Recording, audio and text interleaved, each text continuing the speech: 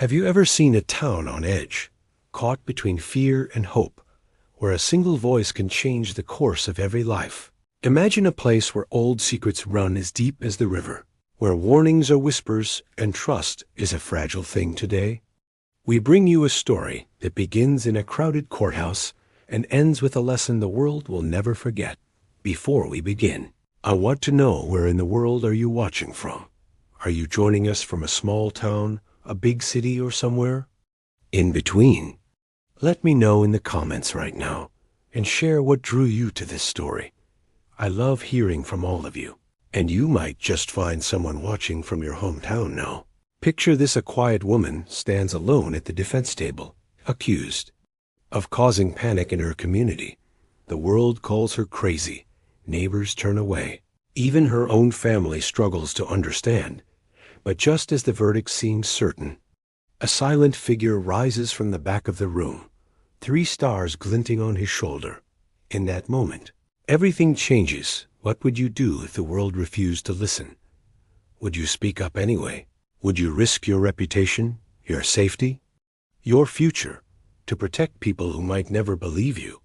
This is the story of Dr. Lila Camden, a scientist with a gift for seeing what others miss, and the 3-star general whose trust in her changed more than a trial. It transformed a town. So, settle in, grab your favorite drink, and get ready to be swept into a journey of courage, doubt, and redemption. This is not just a courtroom drama. It's a reminder that sometimes the bravest thing you can do is simply pay attention and care enough to act. The story starts now. The courthouse was colder than the January wind outside, light slanting through high windows and painting lines across the anxious faces packed into the gallery. Every seat was filled, townsfolk shoulder to shoulder, whispering, murmuring, eyes darting from the jury box to the woman at the defense table. Dr. Lila Camden sat there, not fidgeting, not weeping, but upright, hands folded in her lap. Her dark hair was pulled back in a tight knot, a few strands escaping to frame her cheeks. There was a resolve in her stillness, and a sadness too. She watched as the bailiff closed the doors, sealing her fate with a hollow echo. Judge Helms's voice cut through the hush. This court will come to order. She was a sturdy woman with silver hair and eyes that flicked between impatience and compassion. The People versus Dr. Lila Camden. Charges of public endangerment and incitement of panic. At the prosecutor's table, Robert Fitch straightened his jacket, the hint of a smirk curling his lips. He turned to the jury. Ladies and gentlemen, you will hear how this woman, under the guise of science, whipped up fear and chaos, evacuating schools, closing businesses, and convincing half this town a disaster was coming. A disaster that never arrived. Lila didn't flinch. She stared back, steady. It wasn't the first time she'd been called crazy at her side. Her lawyer Aaron Cho shuffled his notes, young and earnest, sweat gleaming at his temple. He leaned close, voice barely above a whisper. We're up against the whole town, Lila. But I believe you. I do. Lila nodded, her voice low. This isn't about me, Aaron. It's about all of us. About what happens when the warning signs get ignored. From the back row, a single uniformed figure watched with an intensity that went almost unnoticed. Only a few in town would have recognized the 3 silver stars glinting on the man's shoulder. But for now, the room's eyes stayed locked on Lila. Fitch's first witness was the mayor, a big man with booming opinions. She called for evacuation 3 times last year alone. School children were crying. Families slept in church basements. For nothing, he said. Our town's spirit has been shaken by panic, not disaster. The mayor's words struck the jury, a mix of skepticism and fatigue in their faces. Fitch moved briskly. Dr. Camden saw patterns in the soil, in the yaw soil, water in the sky, and she called it science. Lila's knuckles whitened as she gripped her chair, remembering the night she first noticed the hairline crack along the riverbank, the way the ground pulsed under her boots. But memory was a poor shield in this room. As the testimony wore on, Townspeople recounted stories of midnight evacuations, of alarms that rang out with no quake, no fire, no flood. Fitch painted a picture of hysteria. And who benefited, he asked. No one but the woman at the center, the woman with warnings and worries, who brought our lives to a standstill. The crowd shifted, some glancing at Lila, others at the floor. The judge called a brief recess, the tension in the air like static before a storm outside the courtroom. Lila stood with her sister Claire, Claire's hand trembling as she reached for Lila's. "I wish they could see you the way I do," she whispered. Lila managed a small smile. "Sometimes I wish." I couldn't see what I see either, but as she turned back to the courthouse, a distant rumble, no more than a truck on Main Street, set her heart pounding. In that moment, she wondered if even one person in that room would ever believe her in time asterisk. When court resumed, the seats filled even faster. A news camera appeared. In the back, its red light blinking quietly, the story of the panicked scientist was traveling beyond their small town. Even Lila could feel it, the pressure building with every word. Fitch called his next witness, Principal Hawley from the elementary school, a tidy man with a careful mustache and sorrow in his eyes. Dr. Camden's drills were relentless. He said, voice catching, "We spent more time rehearsing for emergencies than reading or recess. The kids got so they jumped at thunder. Parents called me in the night, asking what to do if the world ended." He avoided Lila's gaze. "I know she means well, but fear can be just as dangerous as any disaster." Aaron rose quietly, hands folded behind his back. "Principal Hawley, can you tell us about the day of the gas leak?" Hawley nodded. There was a smell, faint. Most of us ignored it. Dr. Camden ordered an immediate evacuation, called the fire chief before anyone else. When the meter showed a high reading an hour later, the firemen said we were lucky. It could have exploded. Aaron nodded. So, was she right to be cautious? That day, Hawley hesitated. I suppose yes, but we can't live in constant fear. The answer rippled through the gallery, some nodding, others frowning. Lila's mind raced. She remembered every warning. Every sleepless night she spent poring over soil samples, water tables, maps dotted with stress fractures and warning signs no one else seemed to notice. Her whole life she'd been the first to see the subtle shift before the storm, the crack. Before the collapse, it was a gift and a curse. Aaron saw her jaw tighten. He placed a reassuring hand on her shoulder as Fitch pressed on the prosecution, called in Dr. Rowan, a geologist from the State University. Dr. Camden's methods are unconventional, Rowan said carefully. She connects variables most of us wouldn't. She's thorough, even if her conclusions are sometimes dramatic, Fitch pounced. You're saying she's creative. Not correct, Rowan's lips thinned. I'm saying she sees risks the rest of us overlook. That's not always a bad thing, but it's not always right, either. Rowan's words hovered, neither damning nor defending. And Lila felt herself slipping further from the jury's sympathy in the back. The uniformed man with the 3 silver stars remained, silent, unreadable. His presence was a mystery to most, but not to the handful of veterans lining the wall. One, an older woman with a limp, leaned over to her friend. That's General Avery. He never comes to things like this. The friend just stared. Wonder what he's here for. The children of the town, pressed between parents' knees, craned to glimpse the general, not sure whether to fear him or cheer.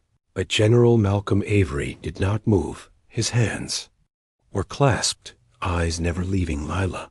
Like a sentry watching for the first sign of trouble, the judge called for a short break. Lila returned to the hallway. Her lawyer leaned in. If you have anyone who can speak for your work beyond this town, now is the time. Is there anyone you can call? Lila thought of old friends, lost contacts, a few letters of support she hadn't dared to use. Her memory drifted to a day, long ago, when a landslide nearly buried a small outpost in a foreign country, and a young officer had told her, One day, you'll be the only voice that matters. Don't let them quiet you. Lila's resolve flickered, but the general's eyes met hers across the room, a nod so subtle it might have been her imagination. She steadied herself, ready for whatever came next. Asterisk, the storm outside grew restless. Wind rattling the tall windows, as if echoing the unease inside the courthouse. Fitch returned to his questioning, weaving a story for the jury. This is not about one woman's intuition. This is about fear, plain and simple, he said. Town cannot thrive if it lives in the shadow of panic. He called to the stand a business owner, Mrs. Patel, who ran the corner bakery. Her face was lined with worry and sleepless nights. I lost weeks of income, she said softly.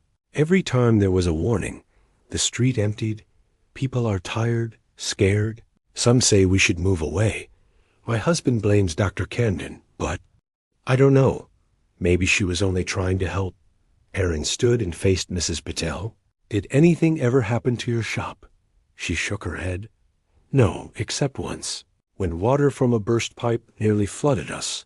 Dr. Camden had warned the city about it, but no one listened. We lost a day of work. Not the whole shop. Erin nodded. So you know she sometimes sees things before others do. Mrs. Patel's eyes glistened. She has a way of noticing trouble, but it's hard to live always expecting the worst. The words found their way into the jury's hearts, a little crack in their certainty, but not enough to save Lila. From suspicion asterisk. In the gallery, Ethan, a boy of 12 with bright eyes and a restless spirit, watched everything. His father, Sergeant Tom Riley, sat beside him, a quiet mountain of a man. He'd served under General Avery years ago, and still wore the old dog tags tucked beneath his shirt. Ethan tugged at his sleeve. Dad, is it true? Did Dr. Camden really save people in the army? Tom looked at his son. She did. She was. The one who saw the mudslide before anyone else. She called in a warning. We all got out. That's why General Avery's here, I bet. Ethan's eyes widened. He looked at the general. Why don't they listen to her now? Tom's face darkened. People don't like being scared, even when it saves them. That's the hard part about being right too soon.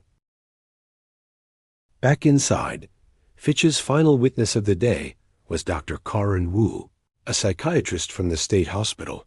Dr. Camden is brilliant, she admitted, but brilliance sometimes comes with a price. She is intensely focused, deeply empathetic. She internalizes the pain and fear of others, and in times of stress, this can manifest as anxiety and hypervigilance. It does not mean she is mentally ill, but it does make her a lightning rod for the community's worries. Fitch seized on. This, you hear that? She absorbs our panic and sends it right back out. Erin objected, but the judge waved it off. Dr. Wu's words hung in the air, leaving Lila looking not dangerous, but fragile. That evening, the courthouse slowly emptied. The press camped on the steps, asking townsfolk if they felt safe, if they believed in the warnings. Lila sat with Erin in a side room, the table strewn with legal pads. We're losing them, Erin said quietly. Unless someone changes the story, the verdict will be quick and brutal. Do you want to testify tomorrow? Lila nodded. I have to. It's the only way to look them in the eyes and tell them why I do what I do. Erin squeezed her hand. Then be ready. We'll need more than facts. We'll need your heart. Outside, thunder rolled again, and in the gathering dark, General Avery lingered at the courthouse door, silent, waiting, as if standing guard over something even he couldn't name asterisk. The dawn broke gray and restless, rain tapping against the courthouse. Windows as if warning of the tension mounting within. Lila walked the last block from her sister's house, umbrella gripped tight, breath fogging in the cold. The town seemed different this morning, quieter, older, as if it was holding its breath. Claire met her at the steps, eyes red from a night of worry. They're already inside. Lila, reporters, neighbors, everyone, she whispered. Lila gave a gentle squeeze. This has never just been about me. She felt the weight of the moment. The memories of drills run in empty gymnasiums. The terror of parents who never knew how close their children had come to danger inside. The air was thick. Aaron arranged stacks of notes, but set them aside. The facts matter, but the truth is in your story, he whispered. Lila nodded, her voice soft. I'll speak for the people who never got the warning, for the ones who lost someone because nobody listened. The courtroom doors opened, and a hush fell. Judge Helms entered, her robe sweeping behind her like a ship's wake. Dr. Camden, the court invites your testimony, she announced. Lila stood, knees trembling, and made her way to the witness chair. The world seemed to shrink until only she, the judge, and the jury remained she. She told them about the earth's hidden language, the soft moan of shifting ground, the warning hum before a fault slips, the way water rises in a well long before a flood. She described the childhood spent mapping river, bends, tracing cracks in sidewalks. I don't want to frighten anyone. I want them to live, she said. I see connections, patterns, not to cause panic, but because I can't unsee them, not when lives are at stake. Her voice faltered, but did not break. I have always tried to act for others, not myself. Aaron prompted her gently.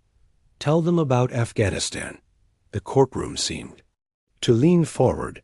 I was a consultant on a rescue mission, Lila said.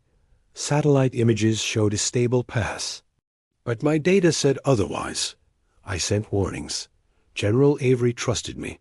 He diverted his convoy. The pass collapsed at sunrise. If he hadn't listened, we would have lost 40 men. A stir moved through the gallery, some faces registering shock, others disbelief. My warnings don't always come true, but when they do, they save lives. She finished quietly, and it's a heavy thing to carry when no one listens. The judge paused, eyes softer than before. Thank you, Dr. Camden. Mr. Fitch, do you wish to cross-examine? Fitch rose, voice smooth as glass. You claim you save lives. But isn't it true you have caused more fear than safety? People lost work. Children lost sleep. The town lost peace of mind. Lila looked him in the eye. Peace of mind is precious, but not if it comes at the cost of lives. Fitch pressed. Do you believe you are the only one who can see danger? Lila shook her head. No, but I wish more people tried. The world speaks if you listen, and I can't unhear it. The words settled over the courtroom, lingering like the aftertaste of rain. In the gallery, General Avery's jaw tightened, a memory flickering behind his steady gaze asterisk. The tension in the courtroom didn't break as Lila stepped down from the witness stand. Instead, it seemed to grow heavier, as if everyone in the room was wrestling with invisible weights. Judge Helms looked weary, the jury more unsettled than ever. Aaron gave Lila a reassuring nod as she returned to her seat. But in his eyes, she could see the same uncertainty reflected back. Across the aisle, Fitch shuffled his notes and approached the judge. The prosecution rests, he announced. His voice carried more caution than before. The impact of Lila's story had shaken even him as the break was called. Whispers flowed through the hallways, and across the front lawn, reporters clustered.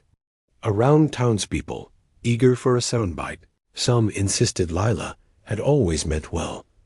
Others muttered about fear and ruined businesses. The old divisions were raw and close to the surface. Ethan and his father Tom sat on the steps. Tom lost in thought, Ethan watching the general from a distance. Dad, is he going to help her? Ethan asked. Tom shrugged. That man's been through more than any of us. If he stands up, people will listen. But generals don't waste words. They wait until it matters most.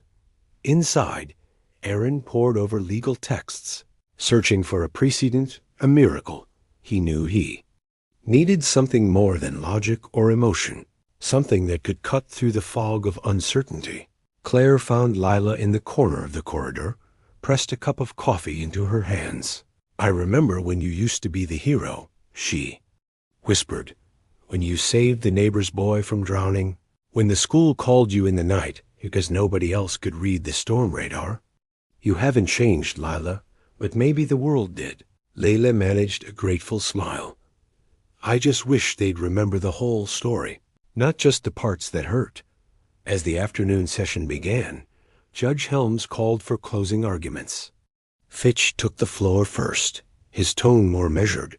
Ladies and gentlemen of the jury, you have heard much about Dr. Camden's skill and her heart, but you have also seen the cost of unchecked fear. She turned our town into a place of suspicion, not safety. She may believe she is saving us, but we must ask at what price.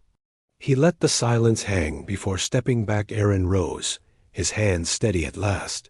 You've heard that Dr. Camden sees more than most, that she acts on what she sees, even when it's unpopular.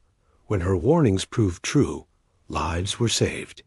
When they did not, at worst, we lost a little comfort. But is it better to risk comfort or lives? He paused, searching the faces in the box. This trial is not just about Dr. Camden. It's about how we choose to respond to fear, to warnings, to voices that don't sound like ours. The future will judge us for how we treated the ones who tried to protect us. With a quiet word, Judge Helms announced, the jury will deliberate. Court is adjourned for the day. As everyone stood, the three-star general finally rose his full height and presence filling the aisle. The gallery fell silent, every head turning.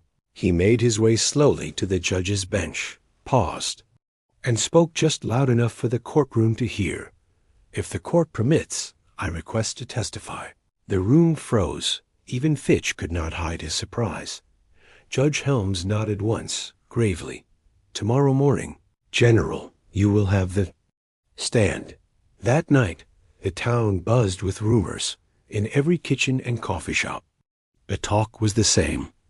What will the general say? Why is he here for her? Even those who doubted Lila now felt something shifting, some weight of history, some chance for redemption they hadn't expected. And in her quiet room, Lila watched the rain and prayed, not for herself, but for the town that had never fully trusted its own guardian. Morning sunlight broke through the clouds in cautious bands, bathing the courthouse in an unearned calm. Reporters lined the steps before sunrise, drawn by the rumor that General Malcolm Avery would testify. In the crowd outside, old veterans stood beside high school students, a rare unity brought by the promise of something momentous. The general arrived just after 7, dressed in full uniform, medals and ribbons catching the light. His carriage was dignified, his eyes focused straight ahead.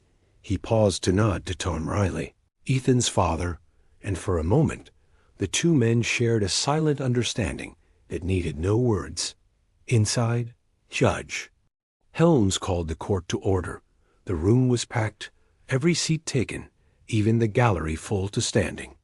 Aaron felt the shift in the air. It's time, he whispered to Lila. She nodded, hands folded tight in her lap. The judge addressed the witness. General Avery, please state your name and position for the record. The general's voice was steady, resonant. Malcolm Avery, Lieutenant General, United States Army, retired. His tone carried a weight that could not be faked. Even in a room full of doubters, Aaron stepped forward. General, do you know Dr. Camden? The general nodded. I do. His eyes found Lila's. She was a civilian advisor to my command in Afghanistan, and later, in a series of disaster relief operations. She has a unique gift. She sees what others don't. Aaron nodded. Can you tell the court about a time when Dr. Camden's warnings changed the outcome of a mission? The general took a slow breath. It was during monsoon season. We were preparing to move a convoy through what appeared to be stable ground. Dr. Camden's analysis said otherwise. She urged us to reroute. Some questioned her, but I trusted her judgment. The next morning, a landslide destroyed the original route.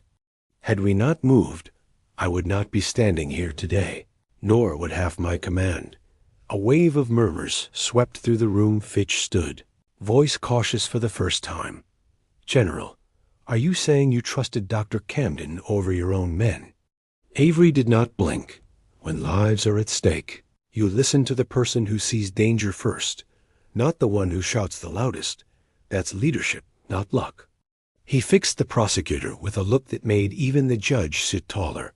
We decorate those who run toward danger, but we should value those who see it coming just as highly. The jury was rapt, some leaning forward as if gravity itself. Pulled them closer, Aaron asked, "Have you seen her make mistakes?" Avery's eyes softened. Of course, no one is infallible, but I'd rather be inconvenienced by a false alarm than write letters home to grieving families. Her work, her instincts, her willingness to risk her reputation to save others, these are not the signs of madness. They are marks of courage. He turned to the gallery, his voice ringing. Sometimes the bravest people are those who speak the truth when everyone else wants comfort, not answers. Lila's heart raced, a surge of relief, pain, and gratitude all tangled together. Even those who had doubted her felt the words settling deep, challenging what they thought they knew. About fear and leadership asterisk, the general's words drifted through the courthouse like a hymn, silencing even the most cynical reporters. For a moment, it felt as though the walls themselves leaned in to listen. Judge Helms regarded General Avery with new respect. "General, have you ever doubted Dr. Camden's intentions?" He shook his head. "Never her intentions. She's made sacrifices most never see. Risked her reputation, her career, to protect others. That kind of person is rare. The Army calls it service above self. In all my years, I've never seen anyone live that value more than Lila Camden." Fitch tried to regain control, voice cutting in. "But General, are we to trust panic over order? Shouldn't leaders maintain calm instead of inciting fear?" General Avery turned to the jury. "Calm is important, but so is vigilance. When I led troops, I relied on those willing to raise the alarm, even when it was unpopular. Complacency kills. What Dr. Camden offers is not panic, it's preparedness.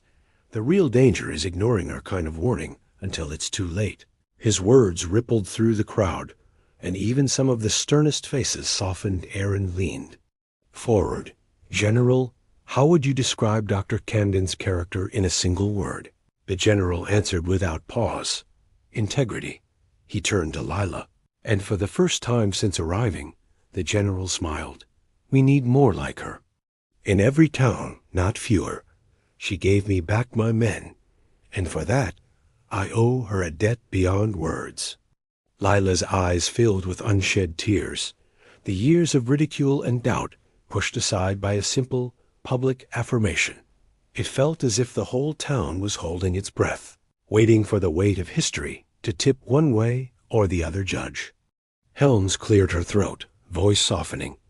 "Thank you, General. The court will now hear final testimony from the defense." Aaron nodded, gathering himself. His closing statement was not one of technicality, but of gratitude and hope. "We are a town that remembers the past," he said. "We honor those who save lives, not just in war, but here at home. Dr. Camden's warnings have always come from love, from vigilance, from a calling to keep us safe. She has stood alone more than once. Today, let us stand with her for once. For all the times she stood for us." As the jury filed out to deliberate, the gallery sat silent. The general's presence lingered, a force stronger than the storm outside. In the hallway, Ethan reached for his father's hand. "Do you think?" "They'll listen, Dad." Tom squeezed his shoulder. "They listened today. That's more than I ever expected. Sometimes that's all it takes to change everything." Outside the courthouse, rain gave way to gentle sunlight, as if the world itself was waiting for the verdict. Lila stood with Claire and Aaron beneath the old oak on the courthouse lawn. Townspeople gathering in clusters, some approached, words caught in their throats. A mother pressed Lila's hand. "You kept my son safe in the blackout. I never thanked you. I'm sorry it took so long." Her voice trembled. Lila squeezed back. "You don't have to thank me. Just promise you'll always listen for the signs." The mother nodded. Wiping her eyes in the shadow of the courthouse steps, Ethan watched as General Avery greeted veterans and townsfolk, offering calm words. His presence had done more than shift opinions. It reminded people of what leadership looks like when it bends toward truth instead of convenience. Tom Riley stood with his fellow firefighters, trading stories of disasters barely averted if she hadn't sounded the alarm. "That winter, we'd have lost a whole block to gas fumes," one said. "She made us run drills until we could do them blindfolded. Saved a lot more than we'll ever admit." The mood slowly softened. The old wounds exposed but now healing in the daylight inside, the jury was locked in deep debate. Some were moved by the general's testimony, others still afraid of the uncertainty Lila's warnings brought.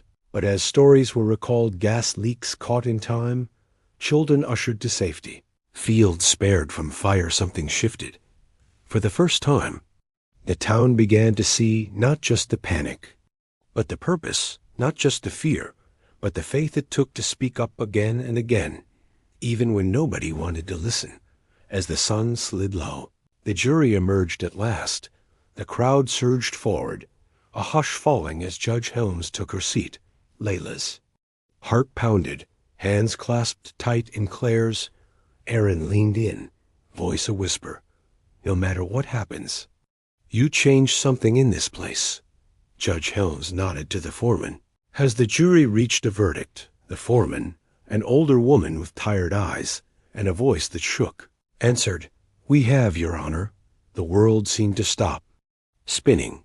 Every face turned to the jury. "We find the defendant, Dr. Lila Camden."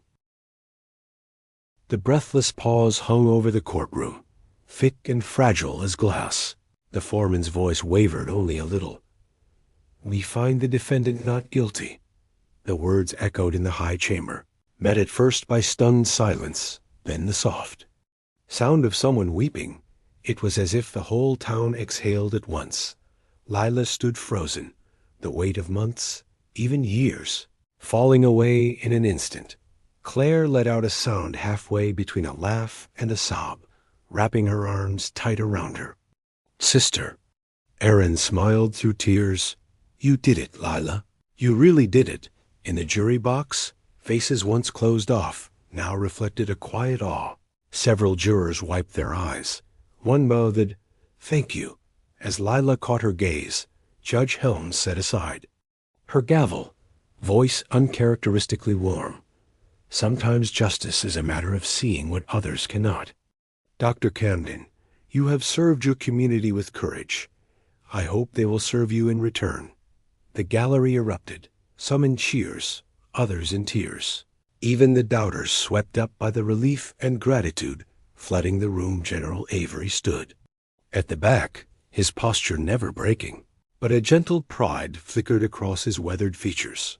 He nodded at Tom Riley, who nodded back. Veterans exchanged glances, old rivalries forgotten. In the hallway, Mrs. Patel found Lila, pressing a small loaf of bread into her hands. "For you, for all the nights you watched while we slept." Lila accepted the gift, her hands shaking. "Thank you, Mrs. Patel. You've always been braver than you think." As the crowd began to spill out onto the sunlit lawn, a sense of possibility bloomed. Lila walked the length of the hallway, stopping to thank each juror, every old neighbor, even those who had once doubted her. It felt less like a victory and more like a bridge being rebuilt, slow, careful, one conversation at a time. On the steps, Ethan darted up to her, eyes shining. "Dr. Camden, if I see something weird in the creek again, can I call you?" Lila knelt to meet him. "You better. I'll always listen." The boy grinned, and in that grin was a hope that maybe, just maybe, the future could be different. As dusk settled over the town, the courthouse slowly emptied, leaving only echoes of emotion behind. The once skeptical crowd lingered in clusters on the green, trading memories, regrets, and promises to listen more closely from now on. Reporters hurried to file stories, but for many. The headlines could never capture the transformation unfolding beneath the surface. General Avery walked quietly through the crowd, his presence steadying the families and neighbors who gathered to thank him. Each handshake, each nod, felt like a silent pledge that this day would not be forgotten. Lila found herself surrounded by old friends and strangers alike. Parents hugged her with trembling relief. Teachers shared their own tales of drills and quiet warnings that had saved lives. Tom Riley clasped her hand. "You gave us back something we lost, Lila. Our faith in each other. Maybe we'll start listening again." Claire stood beside her, tears finally giving way to laughter. "I think you woke this town up for good." Lila smiled, a deep, tired joy blooming in her chest. The burden of years felt lighter, shared now among those willing to carry it inside. Judge Helms lingered at her bench, gathering her robe. She paused as Lila approached. "Dr. Camden, there will always be people who are slow to trust what they can't see, but never let them silence the warning bells. We need people like you, especially now." The judge's words felt like a benediction, a passing of something sacred. Aaron joined Lila as they stepped out into the cool evening. "You're free, Lila." Free and finally understood. The simple truth of it brought a tear to her eye. On the edge of the square, Ethan and a group of children reenacted the day's events. Pretending to hold court, some played jurors, others played Lila or the general. Lila watched, marveling at the resilience of hope. "Can I be the scientist next?" a little girl called. And Ethan replied, "You have to notice everything and never be afraid to speak up." Their laughter rang out, a promise that courage would carry forward into the next generation in the golden light. General Avery found Lila once more. He spoke quietly, so only she could hear. "Thank you for seeing what we could not, for never giving up. I'm proud to have stood with you, but prouder still that you stood alone when it counted most." Lila smiled. "None of us ever really stand alone, General. Not when we choose to do what's right." The town, once divided by fear, now stood in the soft glow of possibility. And as the courthouse lights flickered off, something new and lasting had begun. The weeks that followed the trial felt like waking up in a new town. The air itself seemed clearer, neighbors pausing in the street to greet each other with something like relief. News of the verdict traveled far, bringing letters from other towns and cities where disaster had been narrowly avoided or heartbreakingly not. Dr. Lila Camden became more than a name whispered in worry. She was now a symbol of vigilance, of the quiet courage needed to speak when no one else would at the local firehouse. Tom Riley and his crew invited Lila to talk. "We want your help updating the emergency drills," Tom said. "Nobody wants to be caught unprepared again." She accepted, walking through old routines, showing where small changes could save precious seconds. The children in school learned how to read the river and recognize the sound of shifting ground. "Science isn't magic," Lila told them. "It's just paying attention to the world." And each other, the principal watched, humbled, promising to support Lila's lessons. Parents stayed after class, asking questions, wanting to know more in her quiet moments. Lila wrote letters to families who had lost someone before she could reach them, each word weighed with sorrow and hope. She reached out to young scientists, offering encouragement to those struggling to find their voice. Aaron worked late into the night compiling resources, making sure the town's new policies would last. Claire helped organize a community gathering, inviting old rivals and new friends. "We're different now," she told Lila. "We've learned what it costs to doubt the right person at the wrong time." General Avery returned to his home, but his spirit lingered. Veterans sent word that he spoke often of Lila, of the lesson she taught their town. In every story he told, the message was the same: trust the people who see before the rest. And in classrooms, at dinner tables, and late-night conversations, Lila's story traveled, her courage becoming a call that reached far beyond the town's borders. The town's gratitude began to transform to something lasting, a culture of preparation. curiosity, and teamwork. The city council, once skeptical, invited Lila to help rewrite emergency protocols. She worked alongside the mayor, the school principal, business owners like Mrs. Patel, and first responders. Their debates were lively but respectful, guided by a new willingness to listen. No longer was her voice a warning in the wilderness. It became the foundation of a community. Determined to never again ignore the signs, the community held a remembrance for those lost to disasters past. Lighting candles by the riverbank, they shared stories of close calls and second chances. Lila spoke quietly, her words weaving gratitude. With resolve, we can't change what has happened, but we can promise to care for each other going forward. Every life saved begins with one person daring to speak and another daring to listen. Her words rippled out, reaching young and old alike, sparking a hope that resilience could be taught as surely as math or reading. Aaron and Claire helped organize the town's first Safety Day, a festival where children practiced drills as games, learning first aid and search skills while parents cheered them on. Ethan and his friends set up a river watch to keep an eye on water levels and report changes. Tom Riley's firefighters told tales of past rescues, and even the doubters from court stopped by. Many apologized to Lila, gratitude replacing suspicion. For the first time in years, the town felt like one family again. General Avery returned for the festival, standing beside Lila as honored guests. "You did more than save this town," he told her. "You taught us how to stand together." Veterans saluted her as a leader in her own right, not for her uniform, but for her integrity. In the glow of lanterns and laughter, Lila felt a deep peace settle within, a knowledge that the burdens she carried had made the whole community stronger. This time, the warning had been heard, and the future felt safer than ever before. As autumn leaves painted the town in amber and gold, the new spirit of unity only deepened. Lila found herself invited to speak at schools, churches, even distant towns that had heard her story. "It's not about being right all the time," she would say. "It's about caring enough to speak up and caring enough to listen, even when it's uncomfortable." Each place she visited, the questions were the same. How do we know when to act? How do we convince the ones who doubt? She would answer gently. "You never convince everyone, but you keep trying. And you never let fear win." The mayor approached Lila about launching a scholarship in her name for young scientists. "We want our children to notice the details, to question, to imagine a safer future," he said. Lila hesitated at first, shy about the attention, but Aaron and Claire persuaded her.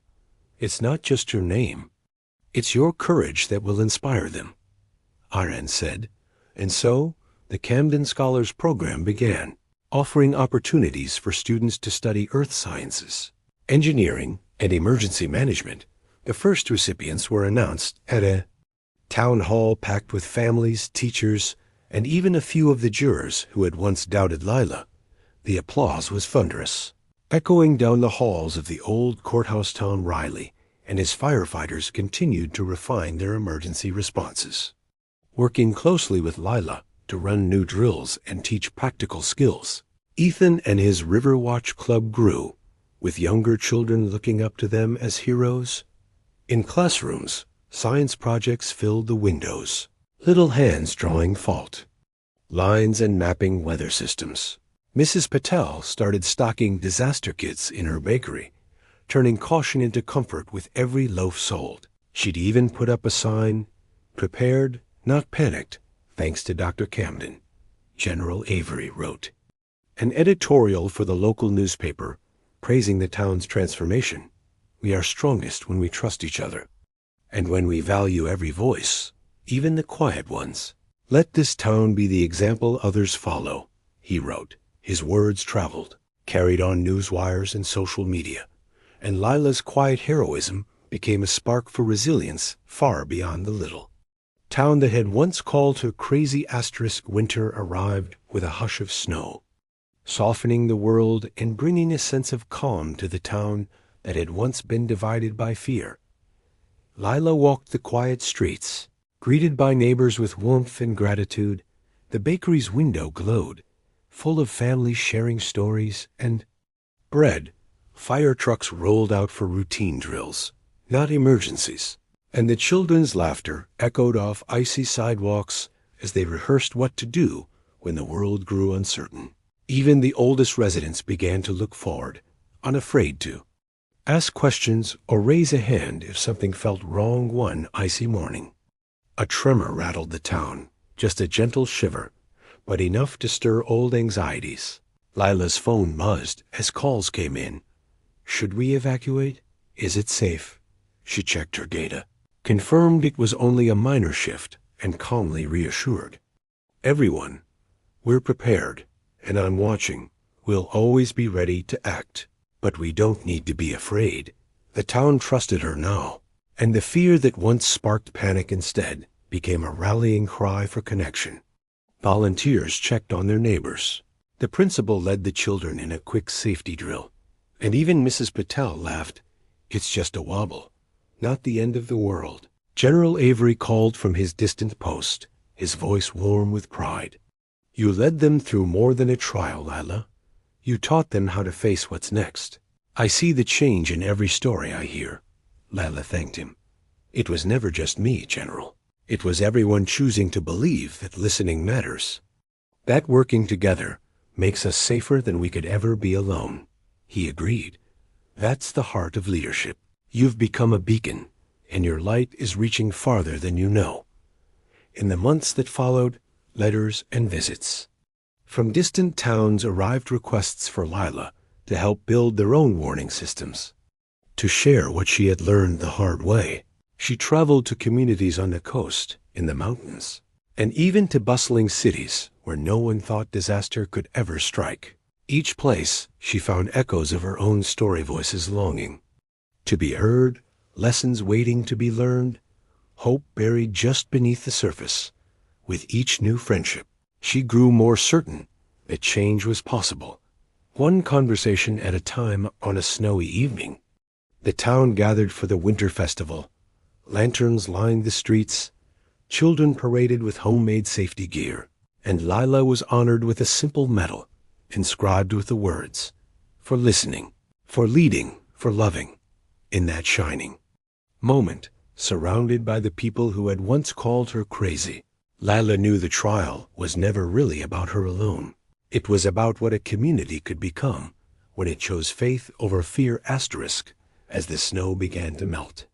Life in the town settled into a rhythm marked by small acts of vigilance and kindness. Lila took joy in simple things, morning walks by the river, watching children practice drills they once dreaded, hearing laughter where there used to be worry. In every corner, people paid more attention, checking on neighbors, fixing loose boards, reporting minor leaks before they became disasters. The habits of listening and caring spread beyond emergencies. Turning into a way of life, Erin was offered a seat on the city council, and Claire started a support group for those who had struggled with anxiety after disasters. We're stronger together, she'd say, helping others find community in their fears. Lila's scholarship grew, sending its first students off to universities where they dreamed of returning as engineers, doctors, and scientists. You showed us how to be brave, one young woman wrote, not just when things go wrong, but every day. In all the ways that matter, Tom Riley's fire department was now the best trained in the county, winning awards for their innovative drills. Ethan's Riverwatch kids kept the whole town updated on the water levels, posting charts and reminders. At the bakery, Mrs. Patel gave free coffee to anyone who brought in a new safety idea. No panic, just preparation, she'd say with a wink. Her once worried husband now led the business association, making sure everyone's voice was heard in planning for the future general. Avery continued to spread Lila's message to other leaders, sending word of her town's transformation wherever he traveled. It's not about one hero. He'd remind them, it's about what happens when everyone finds the courage to notice, to speak, to listen. And as winter faded into spring, hope felt as certain as sunrise. The trial that once threatened to break the town had become the spark that rebuilt it, stronger, kinder, and forever changed. Asterisk. As seasons changed, so did the world's view of the little town that once doubted its most vigilant citizen. Journalists returned, not to chase scandal, but to report on how a culture of preparedness had taken root. Schools from other counties sent students to learn from Ethan's River Watch team. Fire departments adapted Tom's new drills. And the Camden Scholars Program brought hope to families who never dreamed their children could one day shape the future. Lila traveled often now, invited to speak at conferences and community gatherings. She told her story honestly, never shying from the pain, but always ending in hope. Don't wait for proof to care about each other, she would say. Let trust and action come before regret. In every room, her message landed differently, yet always left something behind: a call to courage, a reason to listen more closely to the voices on the margins at home. Lila's friends and family celebrated each new accomplishment with the same humility that had carried them through the hardest days. The town council created a new award in Lila's name, given each year to the person who demonstrated courage in caring. The first recipient was Mrs. Patel, who had once lost hope, but now helped guide others through uncertainty with compassion and humor. One evening, as twilight painted the sky in lavender and gold, Lila walked the river path with General Avery, returned for another visit. "Do you ever regret how it all began?" he asked. Lila smiled. "Some days I do. Some days I wish the world could learn without so much loss and pain. But I wouldn't trade the outcome. Not now. Not after seeing how much we've all changed." Avery nodded. "Change always starts with one voice. Sometimes that's enough to move the world, even if it sounds like madness at first." They paused to watch Ethan and his friends toss pebbles into the water, the ripples catching the light. In that quiet moment, both understood that the legacy of the trial was not a single verdict or even a single hero.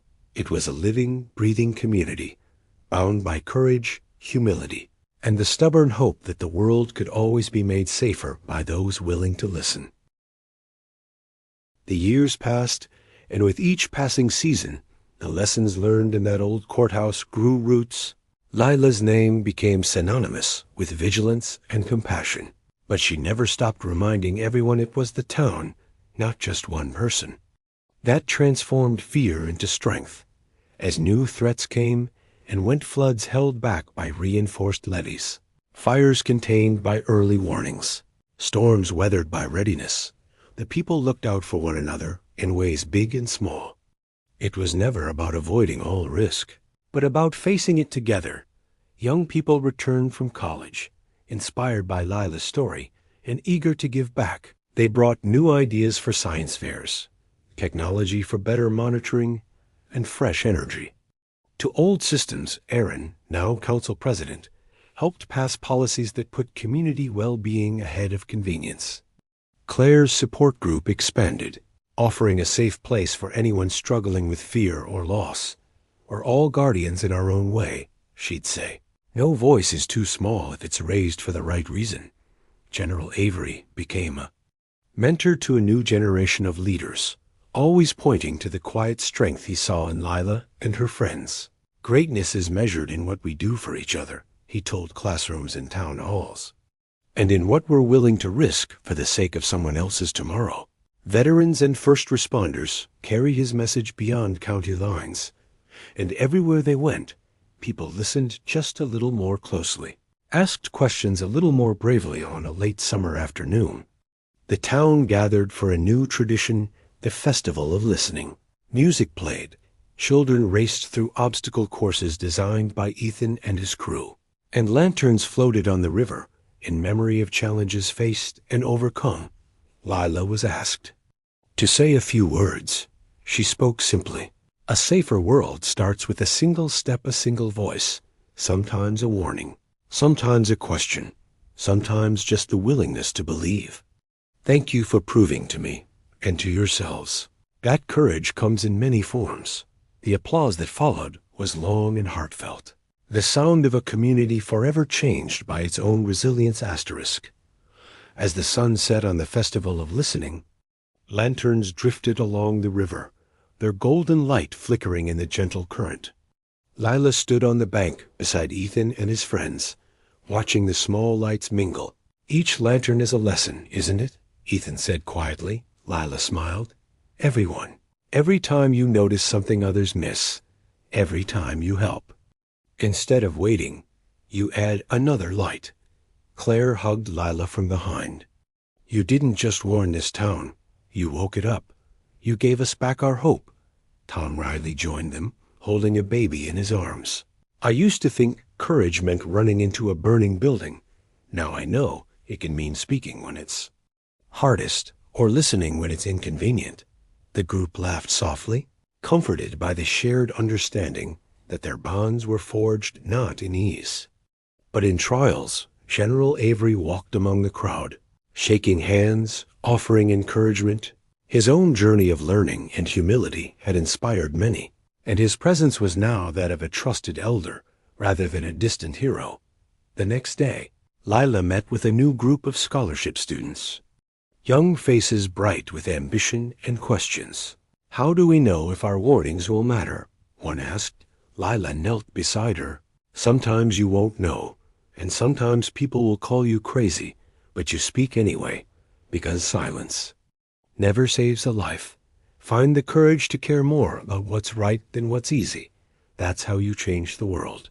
One moment at a time, letters poured in from places near and far communities, building new warning systems.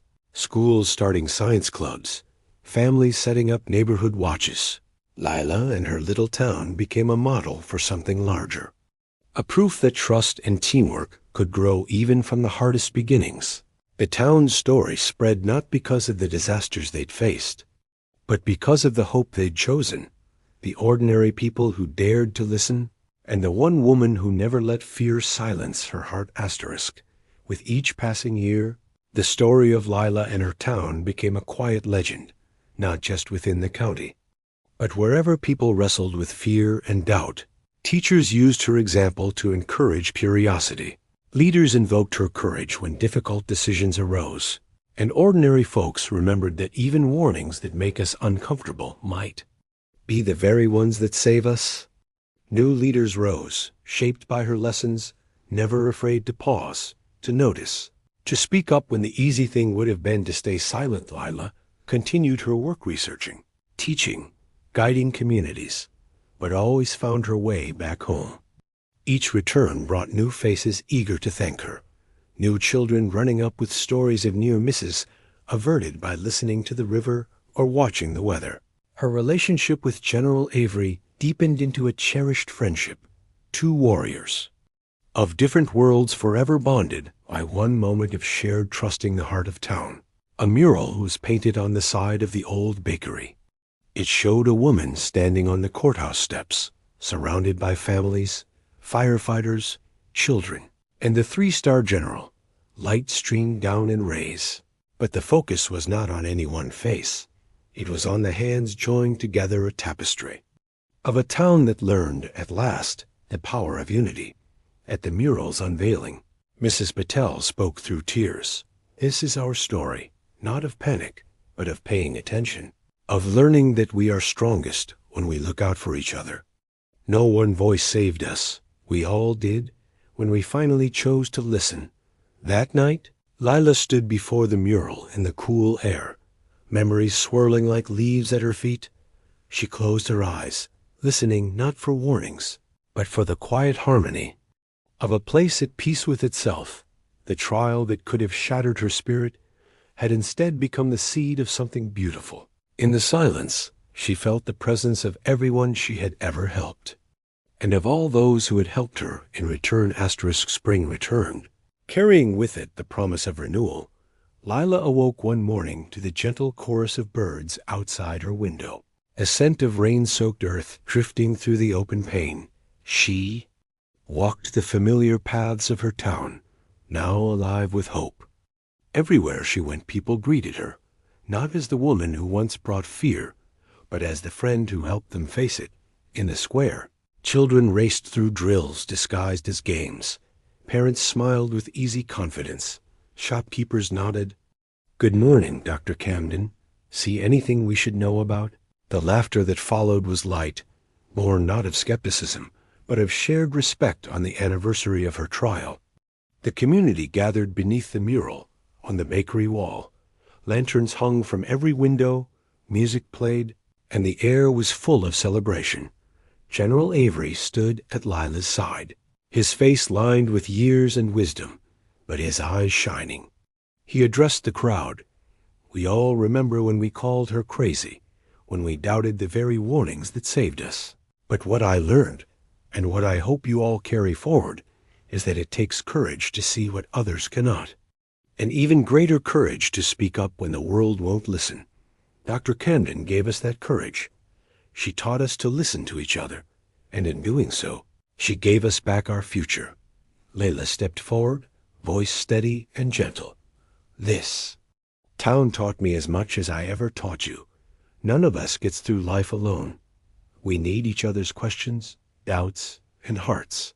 We need to remember that hope is not just something we wish for, but something we build together, step by step, choice by choice."